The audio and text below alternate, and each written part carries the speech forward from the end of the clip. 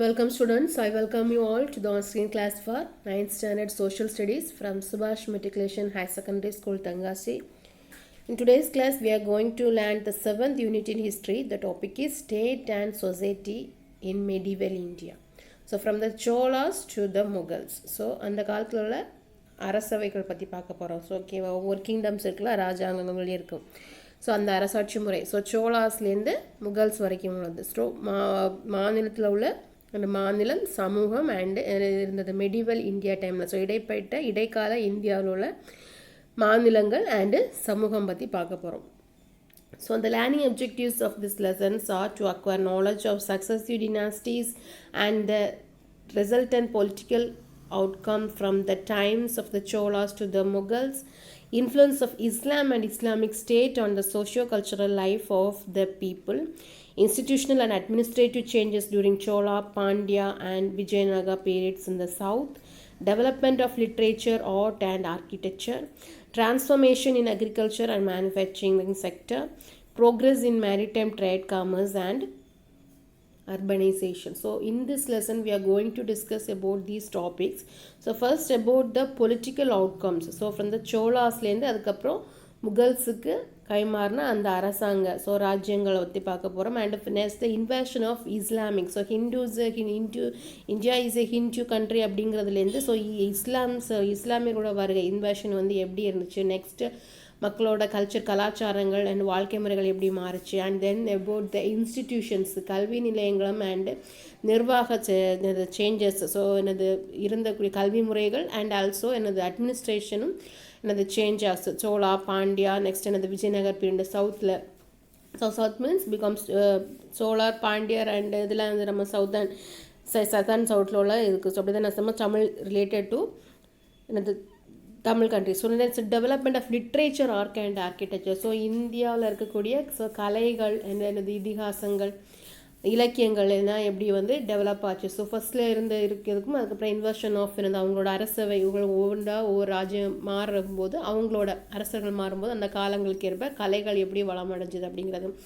And next about the agriculture and manufacturing. So விவசாயம், உற்பத்தி திறனும் எப்படி இருந்துச்சு. ஸோ ட்ரேடிங் அதெல்லாம் பற்றி தான் பார்க்க போகிறோம். அண்ட் தீஸ் வரும்போது என்னாச்சு, இது economic development also occurs and also urbanisations become popularised. So rural அப்படிங்கிறதுலேருந்து அர்பனைசேஷன்ஸ், ஒரு டவுன், ஸோ நகரமயமாக்கும் இதெல்லாம் மாறுது. ஸோ அதை பற்றி பார்க்க போகிறோம். ஸோ தட் மெடிவல் பீரியட் பார்த்தோன்னா the period is 7th century. So 7th century ஏடியா தான் மெடிவல் பீரியட் அப்படின்னு சொல்லுவாங்க. So beginning of the Mughal rule பார்த்தோன்னா 16th century. So the Mughal era from the 16th to 18th century is referred to as the early modern period. So 16th centuryலேருந்து 18th century வரைக்கும் தான் நம்ம என்ன சொல்கிறோம், early modern period அப்படின்னு சொல்கிறோம். So in this stage, so most of the changes occurs. And இதில் பார்த்தோன்னா expansion of the Chola எம்பையரோட எக்ஸ்பான்ஷன்ஸ் நடந்துச்சு அந்த time of Rajaraja first. So Pallava kingdoms first eclipsed Pandyan and Pallava kingdoms extended north till Orissa. ஓகேவா, ஸோ ஒரிசா வரைக்கும் உள்ள ராஜாங்கத்தை இவங்களோட கண்ட்ரோலில் இருந்திருக்கு. And next this is the map for important places of the India in the late 14th and 15th centuries உள்ள places. இது 14th and 15th century உள்ள places. ஸோ என்ன places, ஸோ important places என்ன சொன்னது, cities and life. So these are the places அந்த காலத்தில் முக்கியமான இடங்களாக கருதப்பட்டிருக்கு. Next about the political changes பார்த்தோம்னா, ஸோ நார்த் இந்தியா பீரியட் பார்த்தோம்னா 1000 to 1700 பீரியடில் பொலிட்டிக்கல் சேஞ்ச், அரசாங்க மாற்றங்கள் நிகழ்ந்திருக்கு. ஸோ ஃபர்ஸ்ட் நார்த் இந்தியாவில் த அட்வென்ட் ஆஃப் இஸ்லாம்ஸ். ஸோ இது இஸ்லாம்ஸ் ஃபர்ஸ்ட்டில் நார்த் சைடில் வந்திருக்காங்க. So Muslim rule was established in Delhi at the end of 12th century by Muhammad Ghori Arab. Muslim merchants had been trading in the ports of the west coast, especially Kerala, as early as the 9th century. Similarly, Muslim invaders from West Asia had set up sultanates in Gujarat and since the 8th century. So ஃபஸ்ட்டில் முஸ்லீமோட invasion establish என்ன பண்ணியிருக்காங்க, எங்கே establish பண்ணியிருக்காங்க, நிறுவிருக்காங்க அப்படின்னு பார்த்தோன்னா டெல்லியில். Time 12th century. யாரால் நிறுவப்பட்டிருக்கு அப்படின்னு பார்த்தோன்னா முகமது கோரியால். ஸோ அரப் முஸ்லீம் மெர்ச்சன்ட்ஸ் வியாபாரிகள் நெக்ஸ்ட்டு என்னது coastal areas. So coastal areas means இந்த கடற்கரை பகுதிகளில் தான் அவங்க இந்த ஷிப்ஸ் மூலமாக தான் முதல்ல வர்த்தகங்கள் நடைபெற்றிருந்தோம், அப்படி தானே. ஸோ அந்த மாதிரி வர்த்தகங்கள் நடக்கும்போது என்னாச்சு, அதுக்கப்புறம் தான் காஸ்டல் ஏரியாஸ் பார்க்கும்போது கேரளா சைடு அந்த மாதிரிலாம் வந்து வர ஆரம்பித்ததுக்கப்புறம் தான் வெஸ்ட் கோஸ்டர்ஸ் கேரளாவில் வரது ஆரம்பித்ததுக்கப்புறம் தான் நெக்ஸ்ட்டு சதர்ன் சைடில் அவங்களோட இன்வர்ஷன் வந்து அதிகரிச்சிருக்கு. ஸோ அதில் வந்து சிமிலார்லி பார்த்தோன்னா முஸ்லீம்ஸோட இன்வர்டர்ஸ் என்னது வெஸ்ட் ஏஷியா சைடில் பார்த்தோன்னா சுல்தான்ஸ் அப்படிங்கிறவங்க தான் என்னது ராஜாக்கள் மாதிரி என்னது சுல்தான்ஸ் தான் அவங்க வந்து நினச்சிருக்காங்க ஆட்சி அமைச்சிட்டு இருந்திருக்காங்க. ஸோ அந்த எந்த சைட்லன்னு பார்த்தோன்னா குஜராத் சிந்து அந்த மாதிரில பீரியட் வந்து பார்த்தோன்னா 8th century. Here a vast difference is given here, difference between a kingdom and an empire. So வந்து ஒரு ராஜாங்கத்துக்கும் பேரரசுகள், ஸோ என்னது அரசவை அந்த பேரரசு அப்படின்னு சொல்லுவோம்ல, ஸோ என்னது அந்த பகுதிகள். ஸோ கிங்டம் அப்படின்னு சொன்னால் a country ruled by a king or a queen. So அந்த நாடு வந்து என்னது ஒரு குறிப்பிட்ட ஒரு நாடு ஒரு ராஜாவையோ ஒரு ராணியோ ஆட்சி செய்து வந்தாங்கன்னா அந்த பகுதியை என்ன சொல்லுவாங்க, கிங்டம் அப்படின்னு சொல்லுவாங்க. ஸோ எம்பையர் அப்படின்னு சொன்னாங்கன்னா group of countries controlled by one rule. So அவர் தான் என்ன சொல்லுவாங்க எம்பரர் அப்படின்னு சொல்லுவாங்க. கிங் அப்படின்னா ராஜா அப்படின்னு சொல்லுவாங்க, எம்பரர் அப்படின்னா பேரரசர் அப்படின்னு சொல்லுவாங்க. ஸோ வந்து பேரரசு அப்படிங்கிறதுக்கு ஸோ இந்த எம்பையர் அப்படின்னா ஒரு குறிப்பிட்ட ஒரு நாடுகள், ஸோ ஒரு கண்ட்ரியை வந்து ஆட்சி பண்ணவங்கள கிங்குன்னு அதை வந்து கிங்டம் அப்படின்னு சொல்கிறாங்க. அண்ட் வந்து குரூப் ஆஃப் கண்ட்ரிஸ் நிறைய நாடுகள் சேர்ந்து எல்லாத்தையுமே ஒருத்தரோட கண்ட்ரோலில் வச்சுருக்காரு, ஒருத்தர் ஆட்சி புரியாருன்னா அவரை வந்து பேரரசர் சரி எம்பரர் அப்படின்னு சொல்கிறாங்க. அண்ட் அதை வந்து எம்பையர் அப்படின்னு சொல்கிறாங்க. ஓகேவா. And next about the southern sides பார்த்தோன்னா சோலா எம்பையர். ஸோ இதில் வந்து முஸ்லீம்ஸோட ஆசில் வந்து முகமது பின் துக்ளக், ஸோ முகமது கோரி வந்து சுல்தானேட்டில் பார்த்தோம். ஸோ நெக்ஸ்ட் என்னது அவங்களோட இன்வர்ஷன்ஸ் எல்லாம் சதர்ன் சைட்ஸை நோக்கி வந்திருக்கு. ஸோ அலாவுதீன் அவங்களோட ஒரு செட்டப்ஸ் ப்ரீவியஸ் கிளாஸ் இந்த முஸ்லீம்ஸ் இன்வென்ஸ் முகல்ஸ் இல்லையே நம்ம பார்த்துருக்கோம். ஸோ அதான் ரெப்யூட்டேஷனில் கொடுத்துருக்காங்க. Then Bahmani kingdom survived for nearly a century and half mainly due to the able administration of Muhammad Gawan. So Muhammad கவானோட கண்ட்ரோலில் பாமனி கிங்டமோட ஒரு அரை நூற்றாண்டு காலம் வந்து அவர் ஆட்சி முறையில் இருந்திருக்காரு. ஸோ நெக்ஸ்ட் 5 சுல்தானேஸ் கேம் அப் இந்த டெக்கான். ஸோ அவங்க யாரெல்லாம் பார்த்தோன்னா எங்கெல்லாம் பார்த்தோன்னா பிஜாப்பூர், கோல்கண்டா, அகமது நகர், பெரார் அண்டு பீதார். ஸோ இந்த பிளேசஸில் 5 சுல்தான் இந்த 5 பிளேசஸும் என்ன செய்ய 15th century உள்ள டெக்கான் சைட்ஸில் உள்ள 5 சுல்தானேட்ஸ்ன்னு சொல்கிறாங்க. ஸோ சுல்தான்ஸால் ஆட்சி புரியப்பட்ட 5 முக்கியமான இடங்கள். Deccan Sultanates were conquered by Aurangzeb in the 1660s AD and the entire region as far south as Madras became a part of the Mughal Empire. So இவங்க சுல்தானட்ஸோட வீழ்ச்சிக்கு அப்புறம் தான் இந்த முகல்ஸ் வந்து ஆட்சியில் வந்து வராங்க. ஸோ அவங்க முகல் எம்பையர். ஸோ எம்பையர்னால நம்ம இப்போ என்ன பார்த்தோம், நிறைய கண்ட்ரிஸ், ஒரு கண்ட்ரிஸ் மட்டும் கிடையாது. ஸோ அவங்க அந்த ஸோ இந்தியா உட்பட வேறு கண்ட்ரிஸும் என்ன செய்வாங்க அவங்களோட கண்ட்ரோலில் வச்சுருந்தாங்க. ஸோ இந்த சோலா எம்பையர் இந்த சவுத் பார்த்தோன்னா the territorial expansion of the Chola Empire began under Rajaraja first. So this is the image of the statue of King Rajaraja Chola first. So இது வந்து ஒரு ஸ்டாச்சுவோட பிக்சர் கொடுத்துருக்காங்க. ஸோ இவர் வந்து என்னதுன்னா எக்ஸ்பேன்ஷன் இந்த சோலா வம்சங்கள் வந்து என்னது அந்த பேரரசு வந்து பரப்புவதற்கும் அண்ட் அதை வந்து ஒரு பெரிய அளவில் வந்து எக்ஸ்பேண்ட் பண்ணுறதுக்கு வந்து ஒரு முக்கிய ஆளாக இருந்திருக்காரு. So the Pallava kingdom had already been assimilated into the Chola kingdoms. The Pandya kingdom remained independent. So பல்லவாஸும் சோழர்களோட இணைந்து செயல்பட்டிருக்காங்க. பட் என்னது பாண்டியாஸ் வந்து தனியாக வந்து செயல்பட்டிருக்காங்க. ஸோ சோலாஸ் கூட என்ன subservient to the Cholas. This empire expanded further under Rajendra first who had successfully taken his armies as far to the north east as the river Ganges. So அதுக்கப்புறம் தான் இவரோட ஆட்சி சவுத்லேருந்து எங்கே போயிருக்காங்க, நார்த் நோக்கி போட்டிருக்காங்க.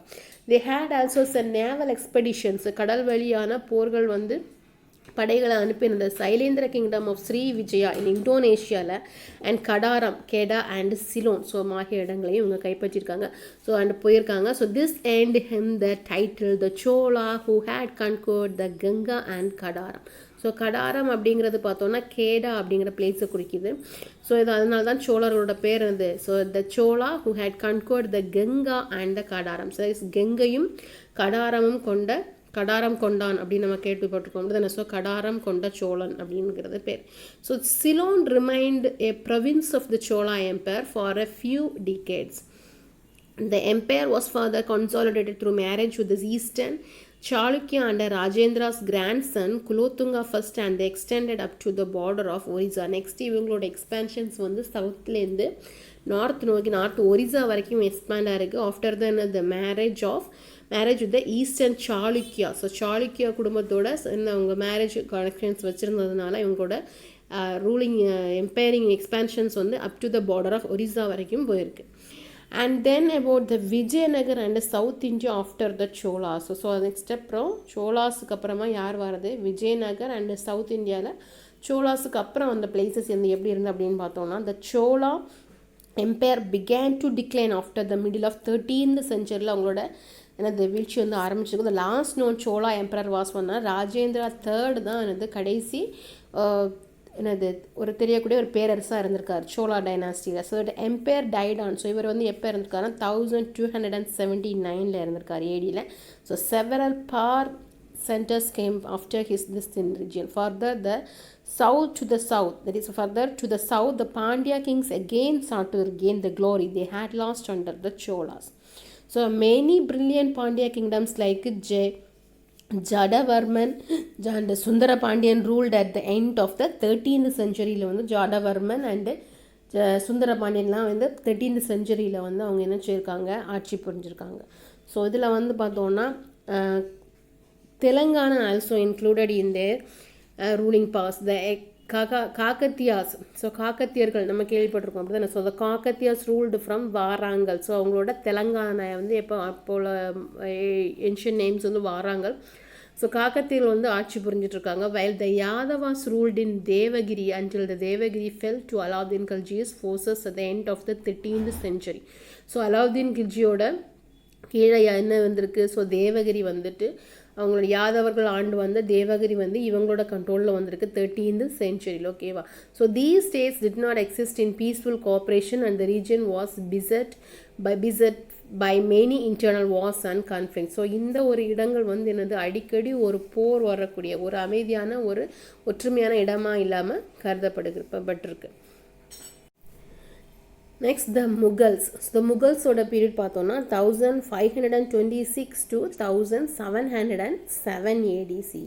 So the Mughal emperor was founded by another Babar. So by யாராலன்னு பார்த்தோன்னா பாபர்னால found பண்ணிக்கலாம். ஸோ எப்படி சோழா டைனாஸ்டி வந்து ராஜேந்திர சோழனால ராஜராஜ சோழனால ஃபவுண்ட் அவுட் பண்ணப்பட்டுச்சோ ஃபவுண்டர் ஆனதோ, ஸோ அதே மாதிரி முகல் எம்பையருக்கு ஃபவுண்டர் யாருக்கு வந்து உருவாக்கணும் அப்படின்னு பார்த்தோன்னா Babur 1526 AD.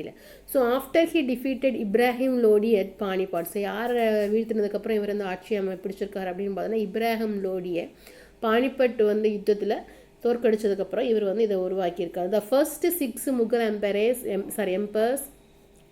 R referred to as the great Mughal. So முதல் 6 முகல் வந்து பேரரசுகள் தான் எனது கிரேட் முகலாக எனது மிகப்பெரிய புகழ் வாய்ந்த முகலாயர்களாக கருதப்பட்டாங்க. So Aurangzeb was the last of the great Mughals. அந்த ஃபஸ்ட்டு 6 ஜென்ரேஷன்ஸ் வருவாங்கள்ல, ஸோ அவங்க வந்து ஒரு ரொம்ப ஃபேமஸாக இருந்திருக்காங்க. அதில் லாஸ்ட் எம்பரர் யாருன்னு பார்த்தோன்னா Aurangzeb. So Akbar consolidated the Mughal empire through conquest and through a policy of conciliation with the religious-based kingdoms of Rajasthan. So the Mughal empire, though began to disintegrate after Aurangzeb, continued to exist nominally till 1857 AD, when the British finally entered the virtually non-existent empire. So அதோட period வந்து பார்த்தோன்னா 1526லேருந்து 1707 வரைக்கும். So that is 1857 ADயில் the British finally entered the non-existing empire.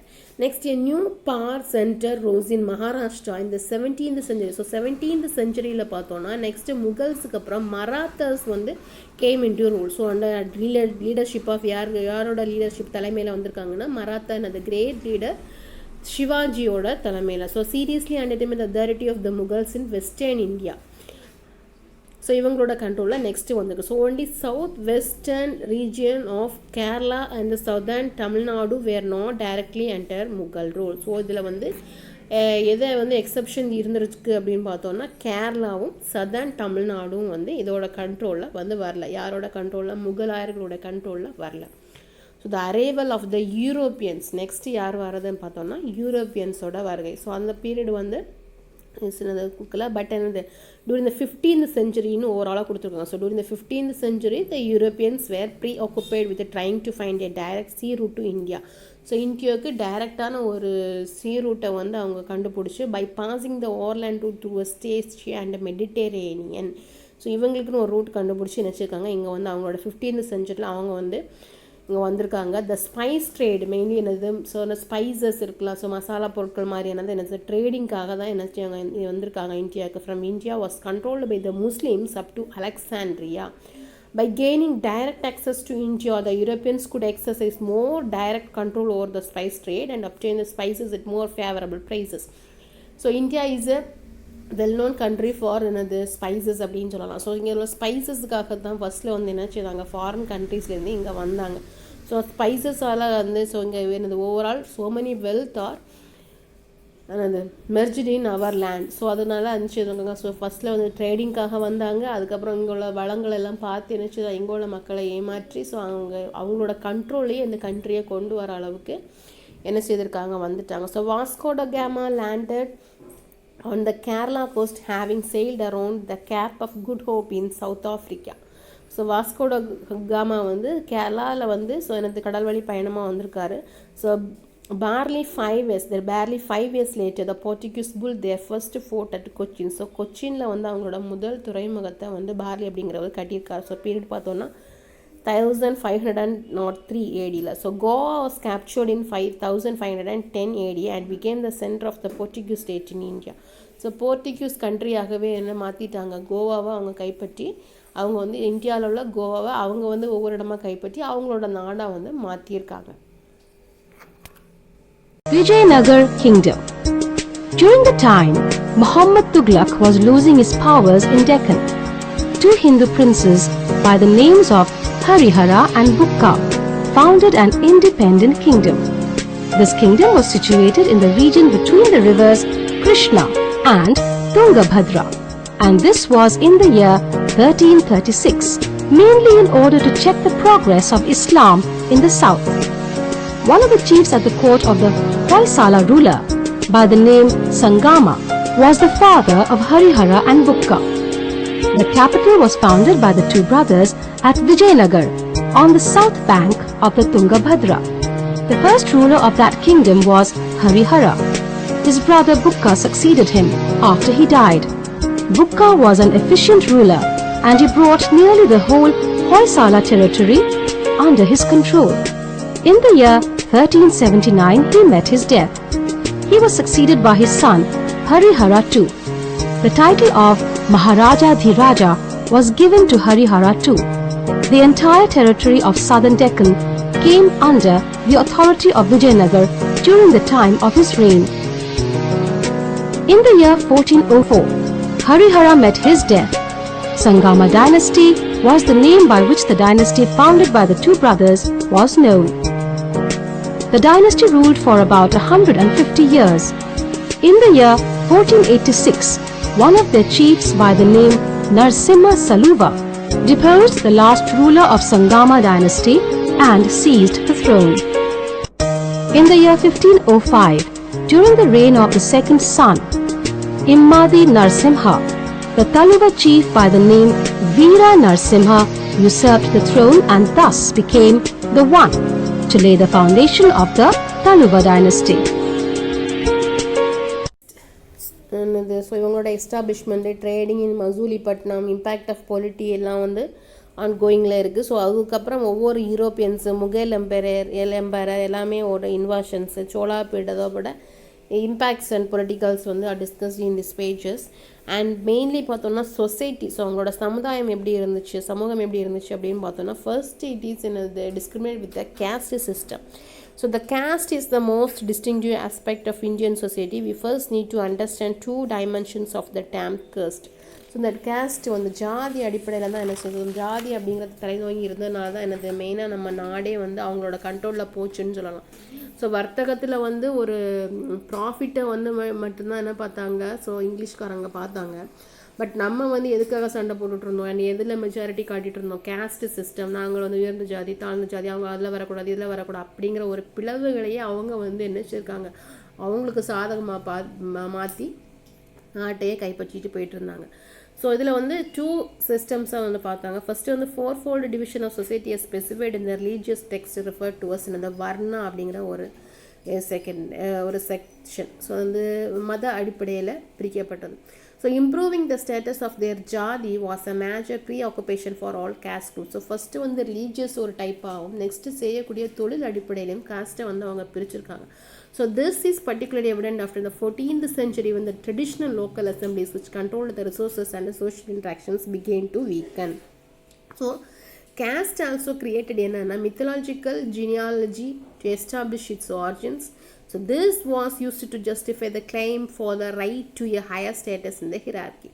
These genealogies are founded in the many of the manuscripts collected by Colin Mackenzie.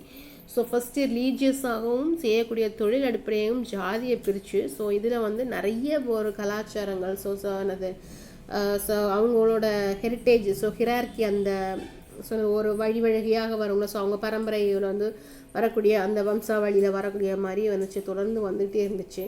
And next பார்த்தோம்னா religion. So religion என்னென்னா diverse institutions with different ideologies came up with the Bhakti movement during the medieval period.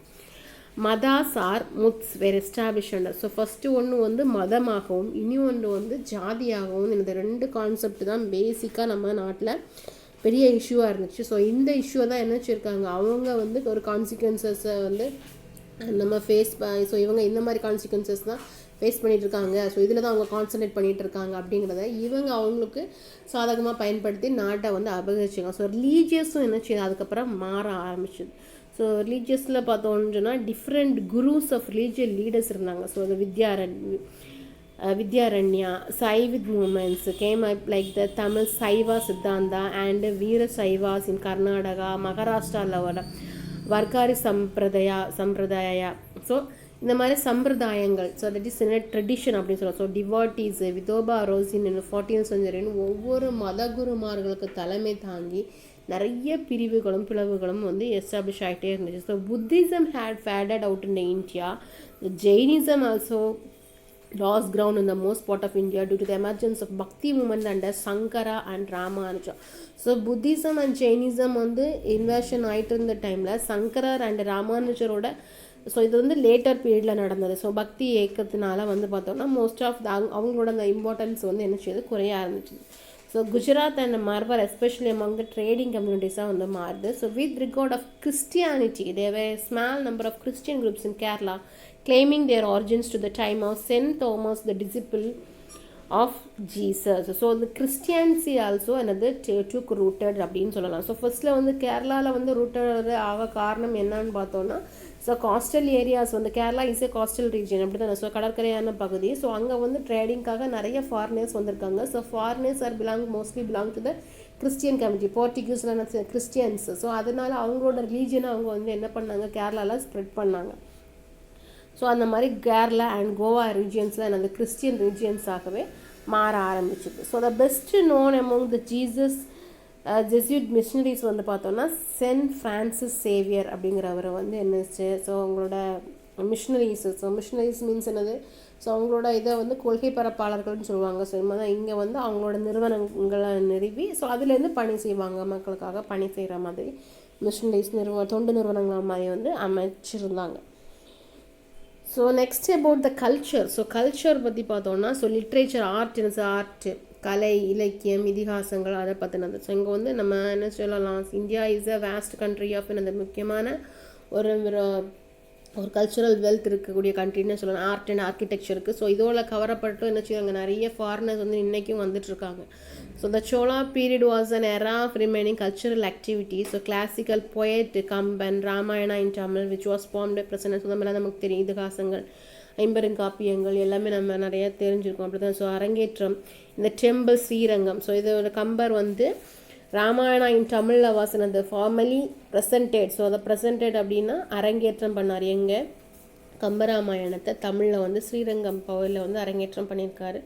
சேக்லாஸ் பெரிய புராணம் and அவர் வந்து எங்கே அரங்கேற்றம் பண்ணார்னா சிதம்பரம் நடராஜர் கோயில். And among the other great works of the period is பார்த்தோன்னா Kalingathu Bharani and மூவாருலா. So இதெல்லாம் என்னது அவங்களோட முக்கியமான ஆர்ட்ஸ் அண்ட் ஆர்கிடெக்சர்ஸ், லிட்ரேச்சர்ஸ் அப்படின்னு சொல்லலாம். அந்த மானுமெண்டல் ஆர்கிடெக்சர். ஸோ எப்படி வந்துட்டு எடுத்து வந்துட்டு கவிதைகள், இலக்கியங்கள் வந்து காப்பியங்கள் வந்து உருவானதோ அதே மாதிரி கல்ச்சரை சேர்ந்த சிற்பக்கலைகளும் என்ன செய்தாங்க. ஸோ அவங்களோட கலைத்திறன்களும் தூண்லையும் சுவர்கள்லையும் கல்களையும் செதுக்கப்பட்ட இன்ஸ்கிரிப்ஷன்ஸ் கல்வெட்டுகளும் என்னச்சு நம்ம நாட்டோட மிகப்பெரிய ஒரு ஆர்டிஸ்டிக்ஸ் அவங்க கட்டிடக்கலைகள் எல்லாமே என்ன பார்த்தோன்னா என்னச்சு ஒரு மிகப்பெரிய எக்ஸாம்பிள்ஸாகவே என்னது இருந்துச்சு. ஸோ அவங்களோட டெக்னாலஜி இஸ் பிகமிங் என்னது இன்றைக்கும் வந்துட்டு ஒரு எக்ஸ்கிளைம்டு கொடுக்கக்கூடிய அளவுக்கு என்னச்சு இருக்குது ஆச்சரியப்பட்ட அளவுக்கு இன்றைக்கும் இருந்துகிட்ருக்கு. So the foreigners didn't understand the technologies used by and the மெஷரிங்ஸ் ஆகட்டும். ஸோ அவங்களோட கேல்குலேஷன்ஸ் பார்த்தோன்னா இன்றைக்கும் நம்ம ஒரு ஹைடெக்கான இன்ஜினியர்ஸால் போட முடியாத அளவுக்கு அது அவ்வளோ தூரத்துக்கு திறமையாக நினச்சிருக்காங்க. அவங்க பண்ணி தான் நினச்சிருந்தோம். கல்களே ஒரே கல்லில் சிற்பங்கள் அப்படி நிறைய நம்ம கேள்விப்பட்டிருக்கோம். அந்த பெரிய பெரிய கோயிலங்கள். ஸோ ஃபார் எக்ஸாம்பிள் பண்ணால் தஞ்சாவூரில் உள்ள பெரிய கோயிலில் சொன்னோன்னா அந்த டவரோட இந்த கோபுரத்தோட நிழல் வந்து தரையில் படாத அளவுக்கு நினச்சிருக்காங்க. அவங்களோட கட்டிடக்கலையை வந்து கட்டியிருக்காங்க. ஸோ அப்படின்னு எல்லாத்துக்கும் ஒரு ஷேடோ இருக்கும். அப்படி தானே ஒரு இமேஜ் அப்படின்னா ஒரு ஷேடோ இருக்கும். பட் அந்த அளவுக்கு ஹைட் வந்து என்ன செய்யும். ஸோ அந்த கோபுரம் வந்து அந்த அளவுக்கு பக்திபூர்வமாக காலால் மிதிக்கப்படக்கூடாது அப்படிங்கிற ஒரு கான்செப்டில் அவங்க வந்து நினச்சிருக்காங்க. அந்தளவுக்கு இவ்வளோ பெரிய கோபுரமோட நிழல் வந்து தரையில் படாத அளவுக்கு அவங்க நினச்சிருக்காங்க கட்டியிருக்காங்க. அந்த மாதிரி கட்டிடக்கலையை வந்து அவங்க வந்து நிரூபிச்சிருக்காங்க. ஸோ ஹிந்துஸ் ரிலீஜியன்ஸில் மட்டும் கிடையாது, நிறைய ஸோ நார்த்லேயும் பார்த்து சவுத்தில் மட்டும் கிடையாது. ஹம்பி அப்படிங்கிறது ஸோ அந்த மாதிரி western sides eastern sides north sides எல்லாத்துலேயுமே இருக்குது. ஸோ ஃபதேபூர் சிக்ரி ஃபோர்ட் இது வந்து ஒரு ஃபோர்ட்.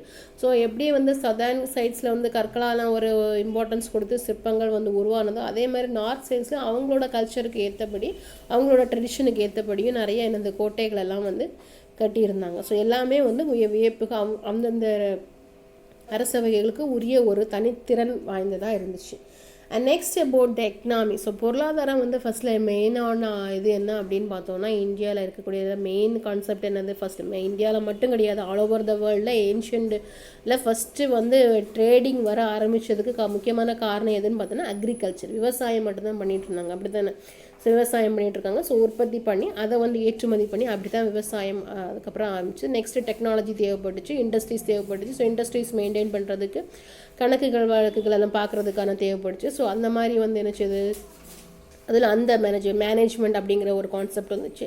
அண்ட் மேனேஜ்மெண்ட் டெவலப்பிங் பண்ணும்போது நெக்ஸ்ட் என்ன வந்துச்சு நியூ டெக்னாலஜிஸ் எப்படி வந்து அதை மெயின்டைன் பண்ணலாம் அப்படிங்கிற மெயின்டெனன்ஸ் குரூப் தேவைப்பட்டுச்சு. ஸோ அந்த மாதிரி இருந்துச்சு. ஒவ்வொரு விவசாயம் அப்படிங்கிறது கைனால் கொடுத்து வாங்கினதுக்கு அதுக்கப்புறம் நாள் போக போக என்னாச்சு பெரிய லெவலில் வந்துட்டு அது ஒரு சிஸ்டமேட்டிக்கல் ஃபார்மேஷன் வந்து அடைஞ்சிது. ஸோ இதில் வந்து அக்ரிகல்ச்சர் வந்து சோழர் காலத்தில் வந்து தமிழ் சைட்ஸில் பார்த்தோன்னா ஸோ அந்த பெரிய நெற்குதிர்கள்லாம் வந்து ஃபேமஸ் அப்படிங்கிறது வந்து தமிழ் போயம்ஸ்லேயே நம்ம பார்த்துருப்போம். ஸோ அக்ரிகல்ச்சர் தான் அவங்க கூட மெயின் ஃபார்மேஷனு அண்ட் அந்த மெயின் கான்செப்டாக இருந்துச்சு. ஸோ விவசாயங்கள் தானியங்கள் வந்து உற்பத்தி பண்ணுறதும் அந்த ஏற்றுமதி பண்ணுறதும். ஸோ இது வந்து பார்த்தோன்னா பிக்சர் ஆஃப் ஏ பெர்ஷியன் வீல்னு சொல்லலாம். ஸோ பெர்ஷியன் வீல்ஸ் எதுக்கு அப்படின்னா ஸோ இவங்களோட இன்வெஷன்ஸுக்கு அப்புறம் வந்து பழைய டெக்னாலஜியில் வந்து புதிய தொழில்நுட்பங்களையும் அவங்க வந்து கொண்டு வந்துட்டு இருந்தாங்க. நெக்ஸ்ட் இது வந்து என்னது ஏற்று அப்படின்னு சொல்லுவாங்க. ஸோ ஏற்றம் ஸோ நீர் இறைக்கிறதுக்காக அந்த காலத்தில் யூஸ் பண்ணப்பட்ட ஸோ பெர்ஷியன் வீல் அப்படின்னு சொல்கிறாங்க. ஸோ நெக்ஸ்ட்டு பார்த்தோன்னா ஸோ விவசாயம் அதுக்கப்புறம் என்ன வந்து ஆச்சுன்னா ஸோ விவசாயம் வந்து ஃபுட் பார்ட்டிகல்ஸ். ஸோ இப்போ மெயின்லி பொட்டேட்டோஸ் சில்லிஸ் டொமேட்டோஸ் எல்லாம் அதுக்கப்புறம் ஸோ மெய்ஸு டொபாக்கோஸ் புகையிலை ஏலக்காய் அந்த மாதிரிப்பட்ட விவசாயங்கள் ஸ்பைஸ். ஸோ ஃபஸ்ட்டு வந்து ரைஸு வீட்டு அந்த மாதிரி தானியங்கள் உருவாக்குனாங்க. நெக்ஸ்ட்டு அபவுட் என்னது சிறுதானியங்களோட என்ன செய்வாங்க ஸோ ஸ்பைசஸையும் சேர்க்க ஆரம்பித்தாங்க, வர்த்தகத்தில் இன்வால்வ் பண்ணாங்க. டொபாக்கோ அப்படிங்கிற ஸோ புகையிலைகள் வந்துட்டு ஏற்றுமதி பண்ணிகிட்டு இருந்தாங்க. அண்ட் நெக்ஸ்ட்டு என்ன பார்த்தோன்னா fruits vegetables also involved. So vegetable papaya pineapple guava அந்த மாதிரியான விஷயங்கள். So potatoes chillies and tomatoes also became an internal part of என்னது இந்தியன் ஃபுட் அப்படிங்கிறது நமக்கு தெரியும். பேசிக்கான காய்கறிகள் வந்தாலே இவ்வளவும் வந்துடும் அப்படி தானே. நெக்ஸ்ட் ஆல்சோ என்னது சுகர் இந்த மாதிரி எல்லாமே வர ஆரம்பிச்சிது. And also non agricultural production அப்படின்னு பார்த்தோம்னா ஸோ தீஸ் ஆர் என்னது belongs to the agricultural products. Non agricultural productions பார்த்தோம்னா 17th century so manufacture of group என்னன்னா இதை வந்து ப்ராசஸ் பண்ணுறக்கூடிய ஐட்டம். ஸோ இது வந்து அப்படியே ட்ரேடிங் பண்ணிகிட்டு இருந்தது வந்து அக்ரிகல்ச்சர் ப்ராடக்ட்ஸு. ஸோ நெக்ஸ்ட் இது வந்து ஃபார் எக்ஸாம்பிள் இப்போ சுகர் எடுத்துக்கோமே. நம்ம sugar we got sugar from என்னது சுகர் கேன். ஃபர்ஸ்ட் வி என்னது traded sugar canes import export பண்ணிகிட்டு இருந்தாங்க. நெக்ஸ்ட் என்னது சுகராகவே அதை டிரான்ஸ்ஃபர்மேஷன் பண்ணி so that is termed as another non-agricultural products. So this another we obtained it from the agricultural product. But என்னது அதோட ப்ராடக்ட் அவுட் கோயிங் என்ன இருக்குது ஒரு நான் அக்ரிகல்ச்சரல் ப்ராடக்டாக மாற்றி அனுப்புவார். ஃபார் எக்ஸாம்பிள் இது மட்டும் இல்லாமல் என்னாச்சு, அக்ரிகல்ச்சர் ப்ராடக்ட் மட்டும் இல்லாமல் Gems, jewellery, precious stones, oils, textiles, so இந்த மாதிரி விஷயங்கள் தான் என்னதுக்கு நான் அக்ரிகல்ச்சரல் ப்ராடக்ட்ஸ் அப்படின்னு சொல்கிறோம். And next come to the textile products. So டெக்ஸ்டைல்ஸில் பார்த்தோம்னா silk plays an important role. ஓகேவா? ஸோ இந்தியாவில் இருக்கக்கூடியதுலேயே வந்து மிக வந்து பருத்திகள், பட்டுக்களை நினச்சி அவங்க அவ்வளோ இம்பார்ட்டன்ஸ், கைத்தறி நெசவுகள் வந்து அவ்வளோ இம்பார்ட்டன்ஸ் கொடுத்தாங்க. ஸோ திஸ் இஸ் இந்த ஏன்ஷியன்ட் என்னது டெக்ஸ்டைல் ப்ரொடக்ஷன் அப்படின்னு சொல்லலாம். ஸோ இன்ன அளவுக்கு பெரிய அளவுக்கு என்ன செய்திருக்காங்க. ஸோ ஒரு பட்டு இலைகள் வந்து நெய்கிறதுக்கே அவ்வளோ நாள் எடுத்துப்பாங்க. அவ்வளோ கலைஞர்கள் வந்து கையாலேயே என்ன பண்ணிகிட்டு இருந்தாங்க. ஸோ பட்டில் உள்ள வேலைப்பாடுகள் எல்லாம். ஸோ அதை வந்து இன்றைக்கி வந்து மெஷினரிஸ்லேயும் பெரிய பெரிய மெஷின்ஸ்லேயும் சொல்கிறோம். பட் வி காட் என்னது didn't got that much result அப்படின்னே சொல்லலாம். ஸோ அந்த அளவுக்கு அவங்க நுட்பமாக வந்துட்டு கலைத்திறன்மையை வந்து அவங்க யூஸ் பண்ணிகிட்டு இருந்தாங்க. ஸோ இதில் மேரிடைம் ட்ரேடர்ஸில் பார்த்தோன்னா mainly Malacca, China, Calicut, so Masulipatnam, Surat, இந்த பிளேசஸ் எல்லாம் இன்றைக்கி என்ன பார்த்துக்கலாம் டெக்ஸ்டைல் இதோருக்கு ரொம்ப ஃபேமஸான பிளேசஸ் அப்படின்னு சொல்லலாம். And next about the urbanisation. So நகரமயமாக்குதல். ஸோ இது நம்ம என்ன செய்வோம் ஆல் ஓவரில் பார்த்துருக்கோம். ஸோ இதில் ஃபஸ்ட் எப்படி எல்லாம் ட்ரேடிங் ஆரம்பிச்சு நெக்ஸ்ட் எப்படி அர்பனைசேஷன் வந்திருக்கு. ஃபர்ஸ்ட் அபவுட் என்னது ஏன்ஷியன்ட் கிங்ஸோட ரூலிங் கண்ட்ரோலில் இருந்ததுக்கு அப்புறம் invasion of the English or invasion of the foreigners, their culture and their living styles, their lifestyles also, and the followed by and our people tried to follow their lifestyles, then become so slowly it turns to another civilized stage. அப்படி civilized அப்படின்னாலே so அவங்களோட ஃபாரினோட countries and என்னது கண்ட்ரீஸில் follow பண்ணப்பட்ட cultures, life styles தான் நம்ம என்ன இருக்கிறோம் ஒரு கல்ச்சரைஸ்ட் லைஃப் அப்படின்னு சொல்லிட்டு நம்ம ஃபாலோ பண்ணுறோம். அப்படி தானே? ஸோ அந்த மாதிரி ஒவ்வொரு ஃபேக்டர்ஸ்லையும் சிட்டி லைஃப்ஸுக்கு வந்து நம்ம மாற ஆரம்பிச்சோம். ஸோ அர்பனைசேஷன் அப்படின்னா எதை பேஸ் பண்ணி இருக்குது அப்படின்னு பார்த்தோம்னா mainly manufacturing and marketing, banking and financial சர்வீசஸை பேஸ் பண்ணி தான் என்னது அந்த அர்பனைசேஷன் வந்து மாறினாங்க. ஸோ கிராமப்புறங்கள்லேருந்து நகரப்புறங்களுக்கு அவங்க மாறும்போது பேசிக்காக வந்து எந்த இடங்கள் வந்து ஃபஸ்ட்டில் மாற ஆரம்பிச்சுன்னு பார்த்தோன்னா கோஸ்டல் ஏரியாஸ். ஸோ கோஸ்டல் ஏரியாஸில் தான் எனது கடல் வழியாக தான் அவங்க என்ன பண்ணிட்டு இருந்தாங்க ட்ரேடிங்க்கு வந்துட்டு இருந்தாங்க. ஸோ அதனால தான் வந்து என்னச்சு அந்த ஏரியாஸ் வந்து கூடிய சீக்கிரமாக என்னச்சு அர்பனைஸ்டு ஆச்சு. ஸோ சிவிலைஸ்டு ஆச்சு. ஸோ நகரமேதம் ஆச்சுன்னு சொல்லுவாங்க. அண்ட் ஆல்சோ என்னது டெம்பிள் ரிலீஜன்ஸ் மெயின் சிட்டிஸை வந்து என்னச்சு ஃபஸ்ட்டில் வந்து அர்பனைசேஷன் ஆச்சு. ஃபார் எக்ஸாம்பிள் பார்த்தோன்னா நம்ம ஸ்டேட்டுக்கே வந்து கேபிட்டல் என்ன பார்த்தோம், கேபிட்டல் வந்து சென்னைன்னு பார்க்குறோம். ஸோ அப்போ ஏன் அது அங்கே வந்து இப்போ நம்ம லைஃப் ஸ்டைலையும் சென்னை மக்களோட லைஃப் ஸ்டைல் மெயின்டைன் பண்ணி பார்க்கும்போது ஏன் வந்து டெவலப் ஆகிருக்குது அப்படின்னு பார்த்தோம்னா ஸோ அங்கே தான் எனக்கு மெயின் ஆஃப் த எனது அட்மினிஸ்ட்ரேட்டிங் ஆகட்டும், மேனேஜ்மெண்ட் ஆகட்டும், all officers and head officers all situated there. So அந்த மாதிரி இருக்கும்போது ஸோ அவங்களோட lifestyles and administrative levels and also அந்த working times all are becomes change. அப்படி தான். ஸோ நம்ம லைஃப் ஸ்டைலுக்கும் அவங்க லைஃப் ஸ்டைலுக்கும் ஸோ அந்த மாதிரி எக்கனாமிக் டெவலப்மெண்ட்ஸு ஒரு ரேப்பிடான ஒரு லைஃப் ஸ்டைல்ஸ் இருக்கும். So they have to follow. So அந்த மாதிரி நிர்வாகம் நிறைந்த இடங்கள். ஸோ அந்த காலத்தில் எங்கே பண்ணிட்டு இருந்தாங்க, கோயில் சார்ந்த இடங்களையும் வந்துட்டு ரிலீஜியஸ் ஃபேக்டர்ஸாகவும் பயன்படுத்தினாங்க. அது மட்டும் இல்லாத அட்மினிஸ்ட்ரேட்டிவ் இதுக்கும் அவங்க வந்து யூஸ் பண்ணிகிட்டு இருந்தாங்க. ஸோ அதுவும் அதை சுற்றியான இடங்களும் என்னது ஃபஸ்ட்டு வந்து அர்பனைஸ்டு ஆக ஆரம்பிச்சுது. So the next about the conclusion. So the final stage of the lesson.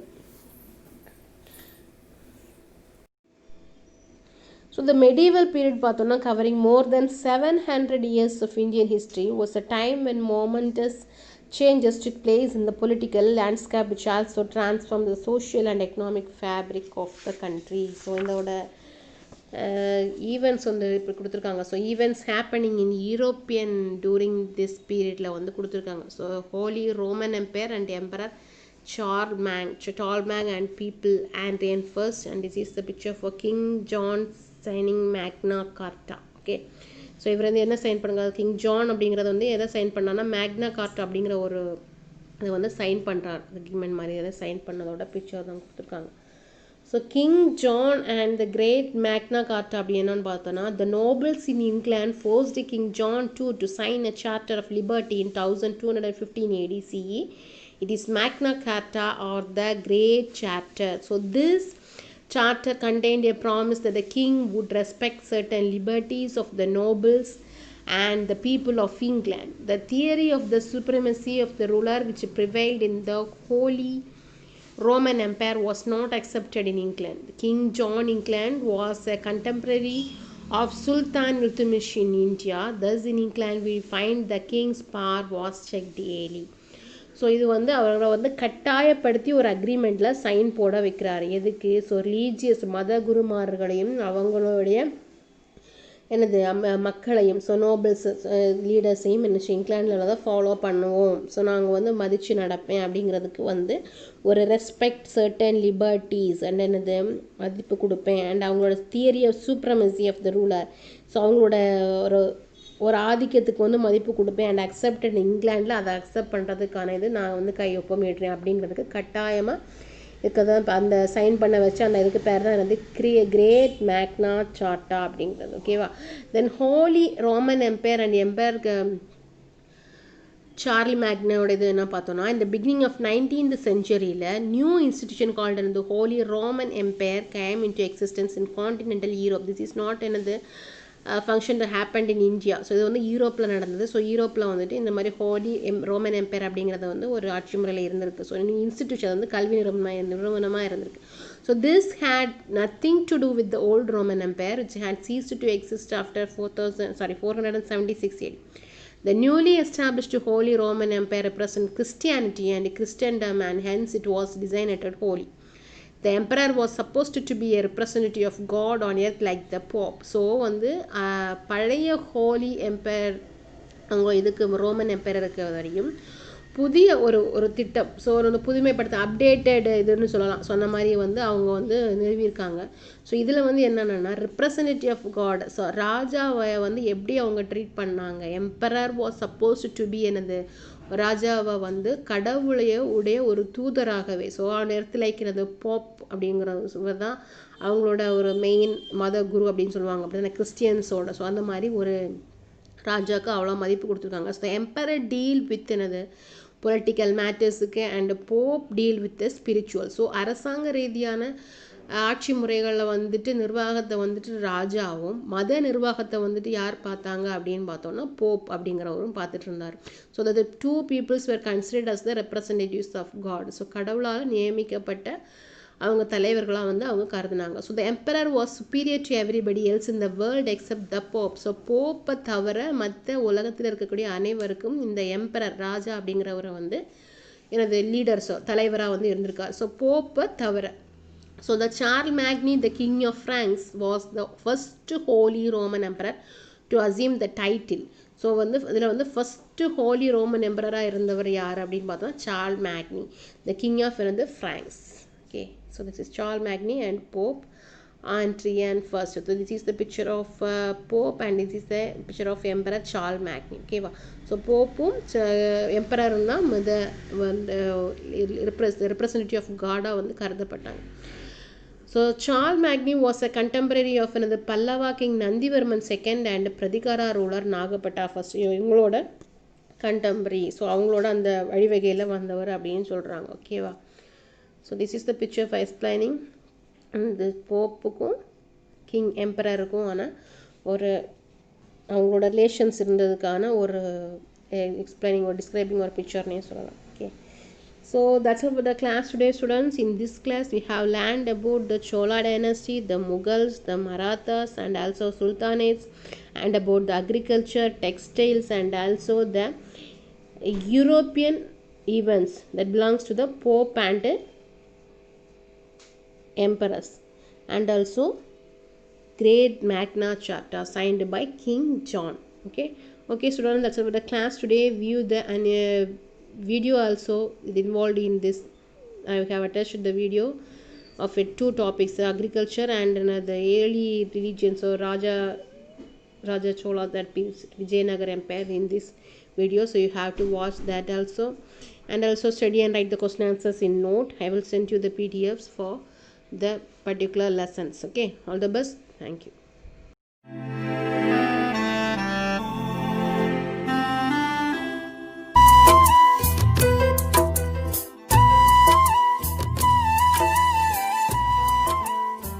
Agriculture in India during medieval period.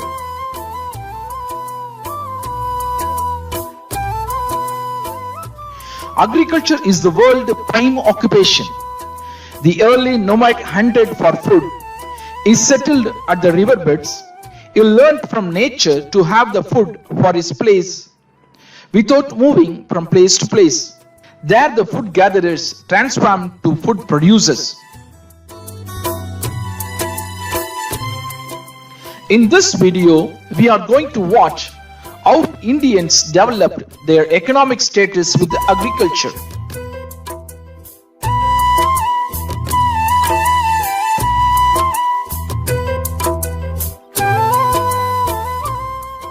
India is an agricultural country. The majority people lived in villages and depended on agriculture for livelihood. Both north and south agriculture depended on good irrigation. Canals, wells, and rainfall fulfilled their requirements. Delhi Sultans, rulers of Vijayanagar, and Chola kings developed canal irrigation.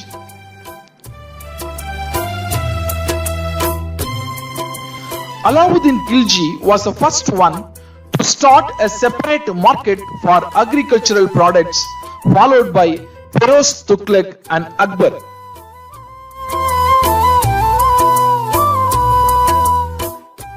Sometimes famine took place on the banks of Ganges and Yamuna. The people of this Doab, that is a land between two rivers, died of drought. Some quitted agriculture, but the Delhi Sultans punished them severely. Later, they realized their fault and started to fund them to buy seeds and to increase the cultivation. Diwani Kohi, that is, the agricultural department was started. A model seed farms was set up, spending rupees 70 lakhs, occupying 64 square miles. This plan was extended to the whole of North India by Feroz Tughlaq. Many canals and 150 wells, 50 dams and 100 bridges were constructed by him. Also, he cancelled all agricultural loans called Takavi. Lift irrigation was used. The Persian wheel was used for lifting water. Agrasen Ki Bayoli, also known as Agrasen Ki Bayodi, designated a protected monument by the Archaeology Survey of India in Delhi. Two different crops were grown in the different seasons. Increase in Indian agricultural goods affected the economy of the Muslim nations. Dry processing of fruits was introduced in India. The economy of medieval India flourished. During the same period in South India, the rulers of Vijayanagar Empire constructed many canals, subdams, and increased the availability of irrigation. More wells and ponds were dug. Many canals, ponds, lakes, and sub-dams were also constructed by the great Tamil Cholas. Paddy cultivation was improved.